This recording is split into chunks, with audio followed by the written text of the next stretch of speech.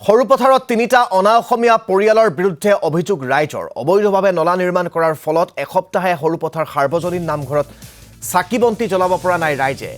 দুৱাৰিকা পাৰিক ৰবি মিশ্ৰ আৰু অজয় মিশ্ৰৰ পৰিয়ালৰ বিৰুদ্ধে অভিযোগ অঞ্চলবাসীৰ। পৰিয়ালকেইটাৰ শৌচালয় স্থানাগাৰৰ আৱৰ্জনাৰে ভৰিছে নামঘৰলৈ যোৱা পথ। এটা সপ্তাহ ধৰি চাকি জ্বলাবৰ বাবেও নামঘৰলৈ যাব পৰা নাই অঞ্চলবাসী।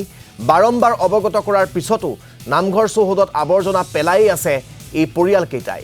এই সন্দৰ্ভত শীঘ্ৰেই ব্যৱস্থা গ্ৰহণ কৰিবলৈ সৰুপথাৰ পৌৰসভা আৰু প্ৰশাসনক আহ্বান অঞ্চলবাসী। আজি প্ৰায় এসপ্তাহমান হ'ল নামঘৰত চাকি জ্বলাব পৰা নাই, যিহেতু ইয়াত ইমান লেতেৰা পানীবোৰ পৰে, গোটেই লেতেৰা পানীবোৰ ইয়াতে পেলায়। গতিকে গা পা ধুই আহি গধূলি সময়ত ইয়াত চাকি জ্বলাব পৰা নাই আমি, যিহেতু আমি পবিত্ৰ হৈ আহোঁ চাকি গছ নামঘৰত জ্বলাম বুলি, কিন্তু এই লেতেৰা পানী পাৰ হৈ পেলাই কেনেদৰে আমি চাকি জ্বলাব দুনীয়াৰ ওচৰত।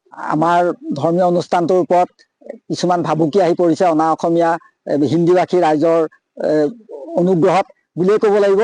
কাৰণ তেখেতসকলে অবৈধভাৱে কিছু নলা নৰ্দমা নিৰ্মাণ কৰি পেলাই আমাৰ নামঘৰলৈ পানীটো পঠিয়াৰ ব্যৱস্থা কৰিছে, যাৰ বাবে আমাৰ নামঘৰৰ সন্মুখ ভাগত পানী আহি জমা হৈছেই, যাৰ কাৰণে তেখেতসকলৰ লেট্ৰিন বাথৰুমৰ পানী আমাৰ নামঘৰত সোমাবলৈ অহাৰ কাৰণে আমাৰ চাকি জ্বলোৱাত অসুবিধা হৈছে।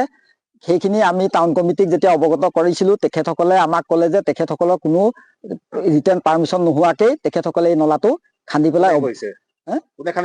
এইটো দুৱাৰিকা পাৰিক তেখেতৰ নাম।